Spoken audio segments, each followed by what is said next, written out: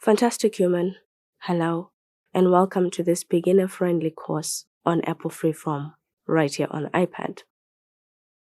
If you've ever wanted a space to think out loud, sketch out your ideas, scribble some notes, or just map out your next big plan, this is it. Freeform is Apple's own digital whiteboard, and in this course, we'll walk you through everything you need to know to make the most out of it. No stress, no overwhelm, just a fun and easy way to get started. So what exactly is Apple Freeform? It's an infinite canvas, which means you can write or draw in any direction as much as you like.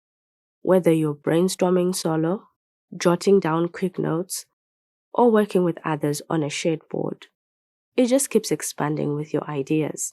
It's like having a whiteboard that never runs out of space. Let's take a quick look at the layout when you open the app. On the home page, you'll notice a sidebar on the left.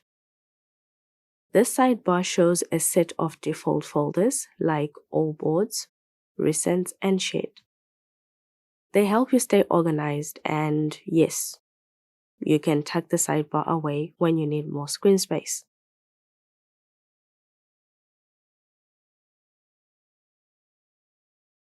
When you tap on any folder, the boards inside it appear on the right side of the screen.